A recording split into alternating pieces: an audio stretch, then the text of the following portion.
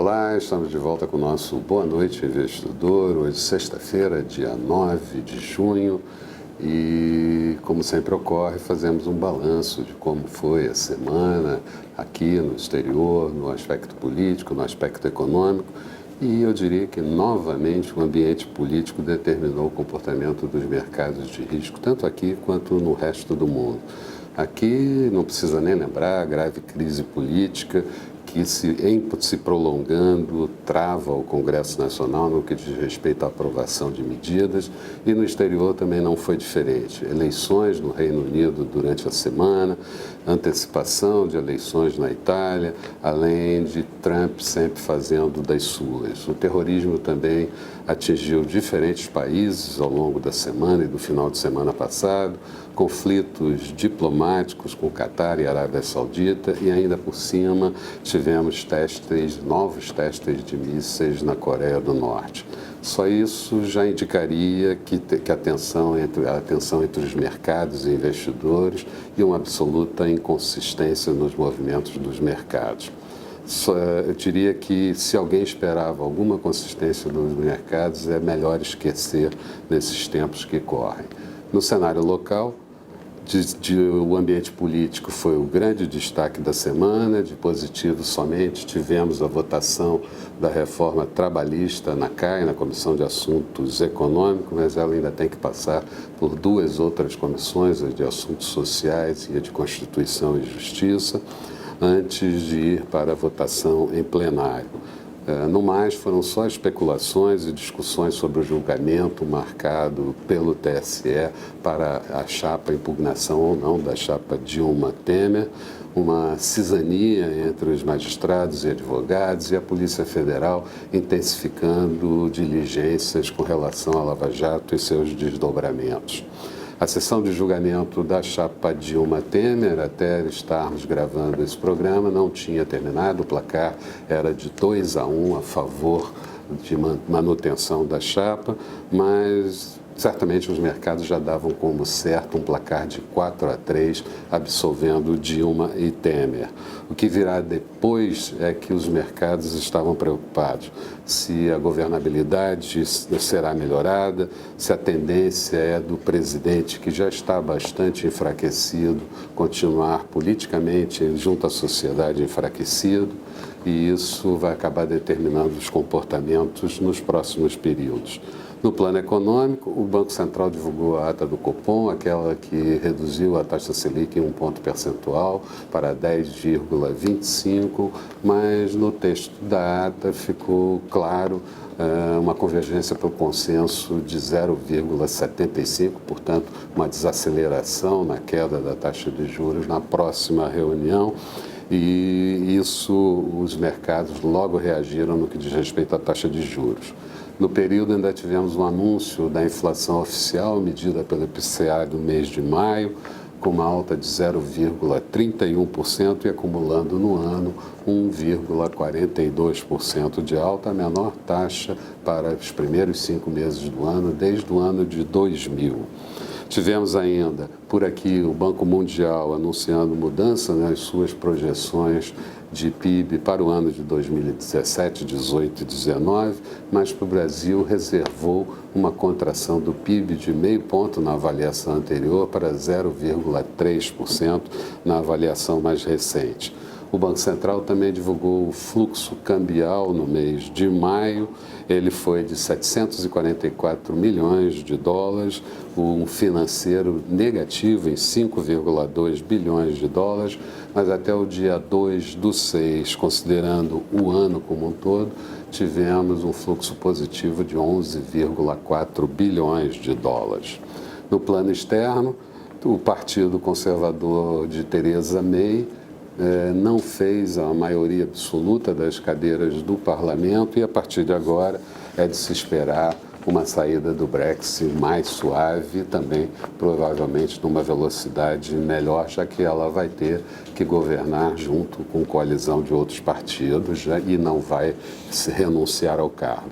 Porém, a maior preocupação da semana ficou concentrada no depoimento do ex-diretor do FBI, James Comey, que falou na comissão do Senado na sessão do dia 8. Comey textualmente disse que Trump não tentou obstruir a justiça americana, mas achou a conversa muito perturbadora. Trump também não disse que era para interromper, segundo ele, as investigações sobre interferência dos russos nas eleições presidenciais americanas, mas ele deixou transparecer que tem quase certeza de que essa tentativa pelo menos aconteceu. Acrescentou que em jantar com Trump, o presidente pediu lealdade, mas as razões da sua demissão, segundo ele, foram mentirosas. No plano econômico americano, indicadores mais frágeis durante a semana. O Banco Mundial também reduziu a projeção de crescimento americana de 2,2 para 2,1 no ano de 2017. A produtividade da mão de obra no primeiro trimestre ficou estável, o custo da mão de obra subiu 2,2%. As encomendas à indústria caíram no mês de abril 0,2% e os estoques no atacado do mês de abril encolheram 0,5 ponto percentual. Na China, durante a semana, tivemos a divulgação do saldo comercial do mês de maio, um superávit de 40,8 bilhões, exportações crescendo 8,7%, importações crescendo 14,8%, e o Banco Mundial mantendo a projeção de crescimento da China no ano de 2017 em 6,5% e 2018 com 6,3%. Por lá ainda tivemos a divulgação da inflação medida pelo preço ao consumidor, o CPI do mês de maio, ele ficou em 1,5% e o PPI, preços no atacado, ficou em 5,5%, ambas taxas anualizadas. No Japão, o BOJ, Banco Central japonês, começa a fazer algumas simulações de redução da flexibilização da política monetária, mesmo com a inflação muito longe da meta de 2%. O Banco Mundial também, aí sim, ampliou bastante a expectativa de crescimento do PIB japonês de 0,9% em 2017 para 1,6%. E a Coreia do Norte disparou novos mísseis balísticos e, com isso, a Coreia do Sul fez algumas advertências. Na Alemanha, a produção industrial cresceu 0,8%. Na zona do euro, o PIB do primeiro trimestre foi revisado para cima, uma alta de 0,6% no trimestre e uma taxa anualizada de 2,3%. E o presidente do Banco Central Europeu deu coletiva durante a semana, o Banco Central não mexeu na política monetária, taxa de depósito negativa de 0,4%, taxa de financiamento zero, e disse que a política monetária flexível ainda é necessário para manter a economia da zona do euro acesa, economia essa que ele reavaliou para cima a projeção de crescimento no ano de 2017 e diz que o crescimento é sólido e amplo. Resumo da semana, a Bovespa encerrou a semana com uma queda de 0,48%, o índice em 62.210 pontos. No último dia da semana, uma queda de 0,87%. O Dow Jones fechou a semana positivo em 0,30% e o Nasdaq com queda de 1,55%, sendo que no último dia da semana, todas as ações ligadas à tecnologia tiveram forte queda. Dólar encerrando a semana em alta de 1,17%, moeda americana cotada a R$ 3,29, no dia uma alta de 0,89%. Falando de perspectivas, nós poderíamos começar dizendo uma frase célebre que diz que só sei que não sei. A próxima semana está completamente aberta em termos de oscilações dos mercados de risco, tanto aqui quanto no mundo, com os mercados, os agentes do mercado preocupados com o que pode acontecer basicamente com a economia americana e toda essa celeuma em torno do depoimento do ex-diretor do FBI, o que isso pode causar em termos de movimento no Partido Republicano do presidente e também no Democrata. E por aqui a preocupação é se Temer adquirirá maior governabilidade, caso o placar seja aquele de 4-3, e mesmo depois de fazer alguns acordos com membros de outros partidos para angariar apoio. Outra pergunta que se poderia fazer é como reagirá o PT e o seu mentor, e, além disso, qual será a reação do PSDB na reunião que está marcada para a próxima segunda-feira, se desembarca ou se continua embarcado na base de apoio do presidente.